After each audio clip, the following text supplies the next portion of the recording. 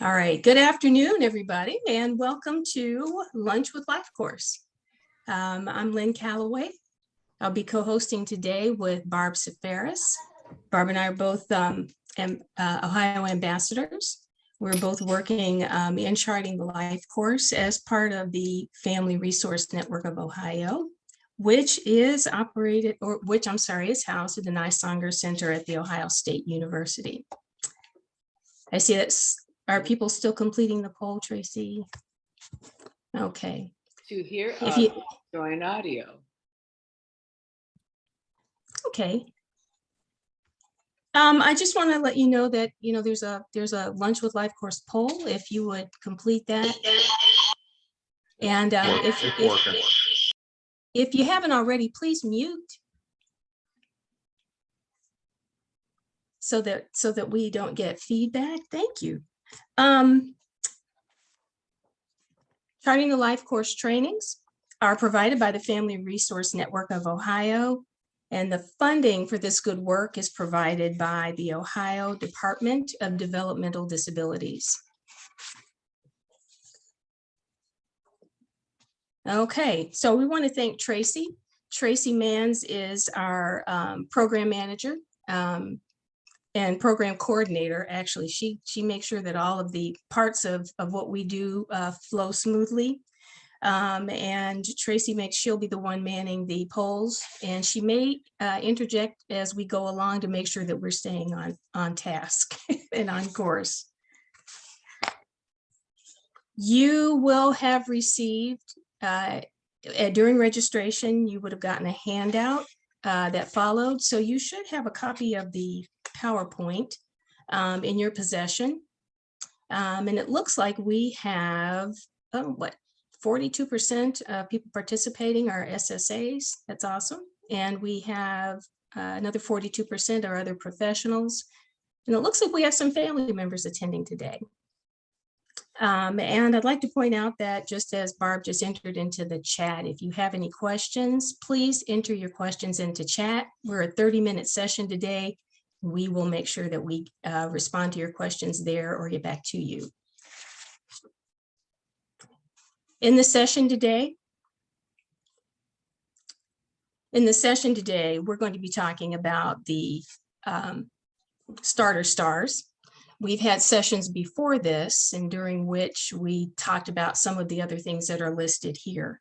We're going to be talking about the relationship of those tools, the quick guides, the vision tool, the trajectory that we talked about last week, the integrated support options, and the integrated support star are all part of the Charting the Life course tools, and they all do work together. We're going to be talking about how to use the starter stars today. That will be our area of focus, and why we would use them, in what ways they will help us in our conversation with families and people we serve about their good life. Now, last week we talked about the trajectory for supporting and empowering people with disabilities and their families as part of the Charting the Life course tools. Excuse me. This tool sort of laid the foundation for more detailed and targeted conversation that we would have with families using the domains and the integrated star. For the person in the family, the trajectory is used to sort of start building a vision, to talk about what they want and don't want for their good lives. We want to make sure that when we're for families, rather, the trajectory was developed to empower and support them to think about what they want, to help them to freely envision what they want for a good life, to help them think about what a good life is. It's one connected to community and one connected to people, and not necessarily completely connected to services. It asks what you want for a good life and what you don't want. It also helps families to focus on what can be done to move toward that good life and what to avoid, so that they're not moving away from the good life that they envision. And it's a great way to explore. For professionals, we talked about how This can be used, the trajectory can be used to facilitate a conversation with families and with the person with a disability about what they want for their lives. It's a good way to kind of help families, well, support families to think about what they want more deeply. Sometimes when confronted with this question, our answers can be kind of generic because in a lot of cases, no one's asked. So if we can help families to think a little more deeply as professionals, we can press for detail. We can talk about a community life versus a service life. And we can frame and support the conversation using some of the other tools that we'll be talking about a little later. I want to say that we were cautioned last week when we talked about this, that this is not a teen tool, that this is something that families own, that the person owns. It is not an assignment. We cautioned that if to give this to families is fine, but they are not required to complete it and there is no pressure for them to do so. And we also cautioned that most people are very clear about what they want, about what they don't want, rather. We can also support families to think more deeply about that. And this usually leads to a vision of what you do want. So give families that space, give them the room to think, give them the control of the process. Last week, we also talked about the framework on which Charting the Life course is built, which is that all people in their families have the right to live, love, work, play, learn, and pursue their aspirations in their community. The community is not just where people live. The community is where there are people who share your interests and your likes, and people who have the same social interests, the same spiritual interests, the same interest in art, the same interest in music. That's community. And so we're looking for places, we're talking about places where those things are happening in a person's life. And when we talk about all people in the framework, we mean everyone, not just the 25% who are receiving services, but everyone. So keep that in mind as we're moving forward. This is the life domains, the connected life domains. And we talked about those last week, but I'm just going to recap for you that these are just a part of the integrated pieces of the Charting the Life course framework. After we talk about what we don't want for our lives, these help us to think more deeply about what those things are. The life domains are an integral part of the Charting the Life course conversation. They represent the breadth of our lives. We talked about how our lives are broken into, for the sake of conversation, these 6 areas. We also talked about what each of those areas means. I'm not going to recap every one of them because we only have 30 minutes, but we did talk about this last week. The 6 life domains, when you look at them closely, individuals and families who use them successfully didn't necessarily look at them across the entire life, across every area. The successful families did, but there's no requirement to. You can certainly focus, if you are talking with someone who's just interested in where they're going to live, it's fine for that focus to go there. But more than likely, where you live is going to somehow impact healthy living, is going to somehow impact your community living. They are likely to overlap. They're likely to interface or interrelate. And everyone, oh, sorry, Barb, I just wanted to add that everybody, regardless of ability, has to figure out what they're going to do with their day, where they're going to live, and how they'll spend their time. So we can go to the quick guides. So the quick guides in the life experience is a collection of 4-page publications. Each of them includes thoughts and ideas, a vision, if you will, ways to build on the vision for a good life in each of these areas of development. So there are 4-page guides that focus on the following stages of life: early childhood, school age, transition to adulthood, adulthood and aging. For the person and the family, they're designed to not only help families think about possibility in each domain, but they also are a way to help families develop what we call anticipatory thinking. That is, if you have a family you're working with who has a 3 or 4-year-old, you may want to share one of these with them for school age and one for transition to adulthood, so they can begin to think about what the future might look like. What kinds of things they plan for today are going to certainly impact where they end up in the future. So I think it's a great way to avoid unintended consequences if you share with families across the lifespan.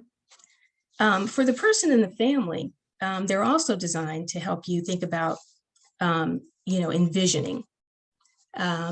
So share them widely. For professionals, the quick guides can inform your conversation with people you support and their families.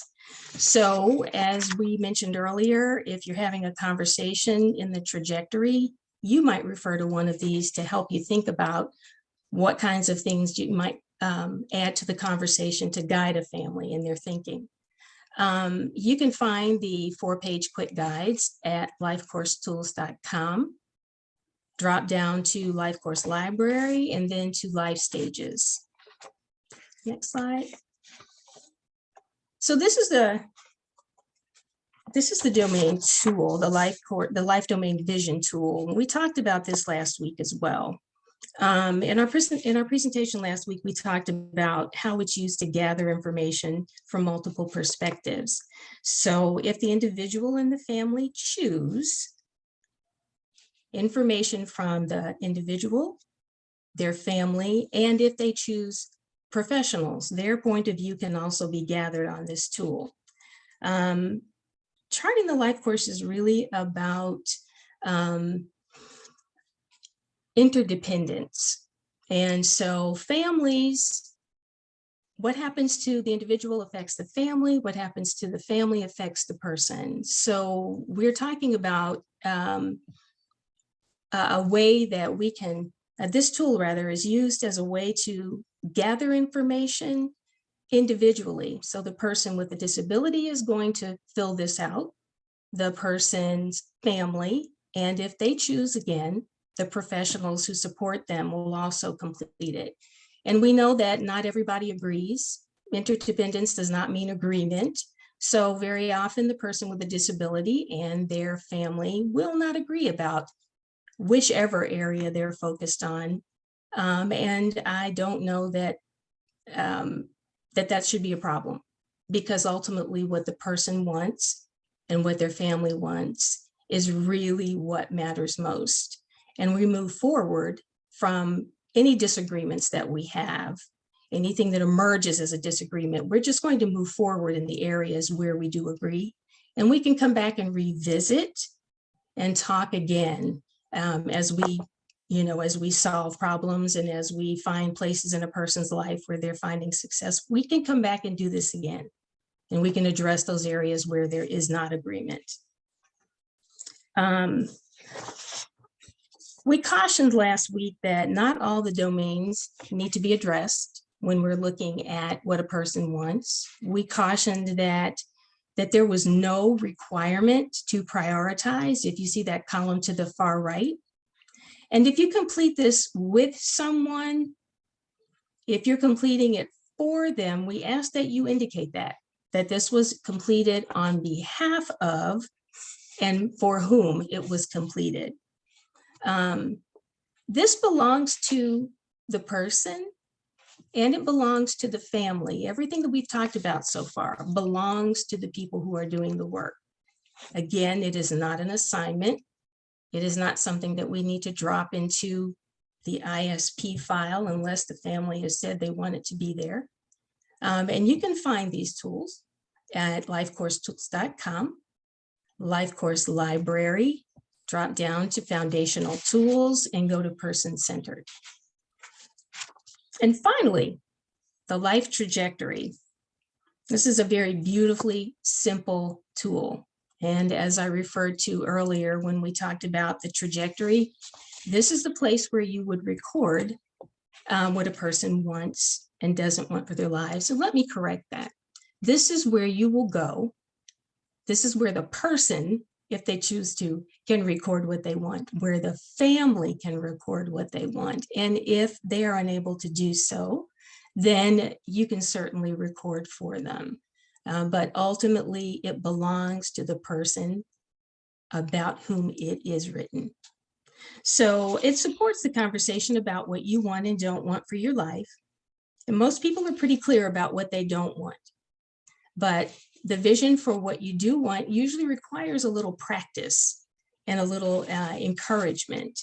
This is a great way to lead an introductory conversation with someone. Ideally, the person completes it, as I said earlier.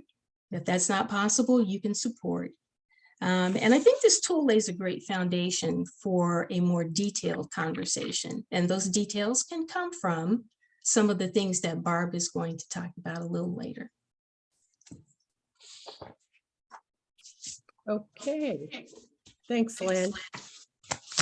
So as Lynn has shared, during this series of Lunch with Life course, what we've shared with you are tools that you can share with people, share with families, if you're professionals, to empower them to be an active participant in the conversation, discovery, and planning for the life that they want. We tried to show the interrelatedness. We started with the domains, then people can convey their thoughts, record their thoughts on the vision tool. The information from the vision tool can lead to the trajectory. And now, as you're working with families, they've identified an outcome or an area of concern. And last week, Jenna shared the integrated support options chart to help people think of possibilities, what's out there that can provide support. So on the left side, you see 4 of the 6 domains. It's a 2-sided resource. And across the top, the 5 areas of the integrated support star, starting with personal strengths and assets. In Charting the Life course, we want to be strengths-based. We want to talk about what people can do or have done. Looking at relationships, technology, what's out in the community for everybody, and then what's available if you are eligible or if you are a member of a community. Please remember, with technology, we've heard lots of families say, you know, my loved one is not able to use a laptop or a tablet. Please remember that there's low tech and there's high tech. And as a speech pathologist, I have to remind people that low tech are things that you don't plug in or has a smart chip. Maybe it's a whiteboard, maybe it's a book, maybe it's a picture board, maybe it's photographs. But don't exclude or don't just think a limited, narrow. Technology has to be something that's high tech. Here is an integrated support star. So again, in the middle, we would put whatever the concern is or the outcome. So once you talk about those domains and someone says, I want to have more friends, or I want to live in my own place, or which are very common outcomes that we hear, or I want money to go do some fun stuff, we would put that concern or outcome in the center of the star. The integrated support star and the use of that integrated support options is much more efficient if you have a focus. What is the focus? There are 2 integrated support star templates. One just has you brainstorm the top one, what's possible. The bottom one is split. Every of the 5 sections, each of the 5 sections, excuse me, is split into what are the current supports and what do we need to look at to build on. And that's when that can be used as a planning tool. This is what we have. This is what we need to do. They are located on lifecoursetools.com under Life Course Library and under Integrated Supports. We really want to share with you today, after I help people identify their vision, give them information using those quick guides, the vision tool, help them record their thoughts on the vision tool and the trajectory, to then how to problem solve, what's available, what could help me work towards that outcome or address that concern I have. On the website, there are starter stars for each of the 6 life domains. So as with the other tools, we hope that the professionals on the call will either send a link or make a hard copy and give it to the family or the person to think about. These are possibilities to think about for supports in this area. There are also 2 additional starter stars, one for respite and one for supported decision-making. We want to highlight today 2 of them. The supported decision-making options star, the starter star is on the left. The reason we chose to share this one is because supported decision-making is a very, very important national topic and has been for about, at least 10 years. How can we support people to exercise their civil right of supported decision-making or self-determination, and that it just doesn't happen, but it needs to be built on. People need experiences and opportunities, and we need to change the way we provide information to people and to families so that they can exercise that right of self-determination and make informed decisions. So this starter star was divided in each of the 5 integrated support areas into decision-making, money management, and personal safety. Because when we talk to families, when we talk to professionals, these are the areas where the decisions are maybe more high risk. So how do we support people to make decisions? How can we address developing opportunities and experiences about money management and then about personal safety? So in each of the areas, if you're a professional and you're working with a person or a family who wants more control over their life or wants to know how can we support our loved one so that we're also mitigating risks, this is a good starter star to share with them so they can start looking at, are we giving them opportunities to manage their money? Do they have a debit card? Do they have a budget?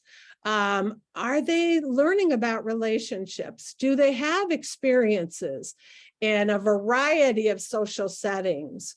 Think about our own lives. How did we learn how to act at a wedding, or what was proper in church or at a funeral? It's because we had those experiences and opportunities. So that's a good resource. Again, our overall vision in charting the life course and the Family Resource Network of Ohio is we want to support and empower people and families and professionals. That means giving them resources so that they can be active participants in the conversation and not just be answering questions. On the right, Probably the greatest area when I talk to people with lived experience, the greatest outcome area is social and spirituality. I want more friends. I want a girlfriend. I want a boyfriend. I want to have fun. I want to be able to go out and do things I like. And so this starter star helps professionals facilitate conversation, but also you can give it to people and ask them, have you thought about these experiences and opportunities, and helping people develop these skills? Are they, again, are they experiencing different social situations so they know what is expected, how to act, how to deal when people say certain things to them or treat them in certain ways? Are we helping them learn what to do? And spirituality, please, in Charting the Life Course, spirituality is not limited to organized religion. I just did a session with people with lived experience and asked them, what do you do to take care of your emotional well-being, your spirituality? And people shared how some people journal, some people pray, some people meditate, some people do yoga. So it's not just about religion, but it's about what do we all do to take care of our spiritual side, our spiritual life. So we hope, professionals, that you use these starter stars to have conversations with people and families, but also to give them a copy. If they say, I want to meet new friends, or I want to be able to do more things that I consider fun, share that star with them so they can start thinking about experiences, opportunities, and possibly supports that they may ask help with. So what we hope for the starter stars, for the person or the family, is we hope that you use them to start brainstorming possible supports that you have and that you need to develop.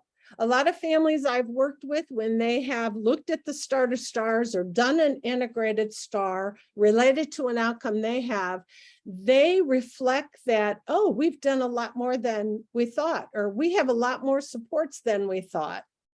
For professionals to share these starter stars with people to help them think of possibilities, but also to use them to frame your conversations.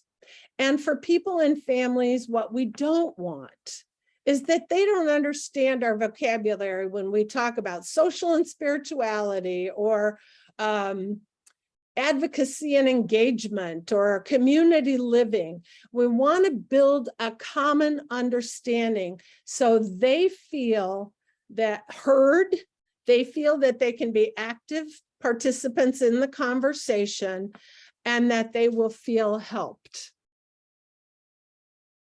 And remember, help is defined by the person receiving it, not by the person giving it. We want to share some upcoming events from the Family Resource Network of Ohio.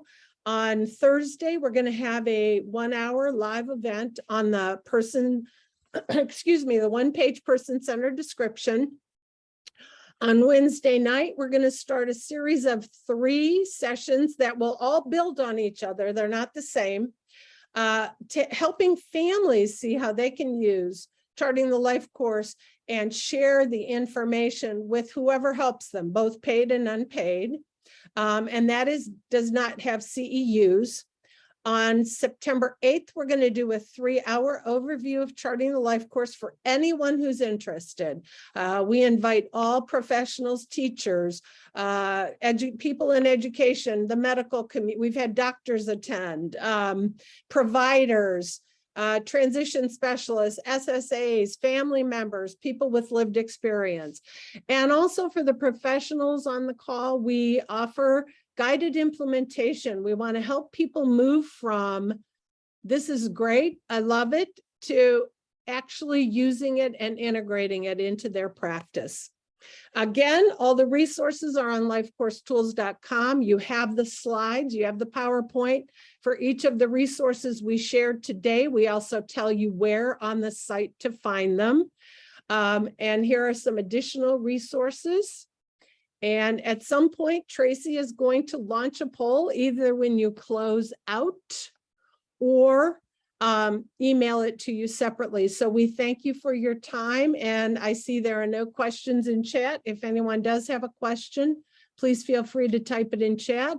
We plan to have another Lunch with Life course series in the future.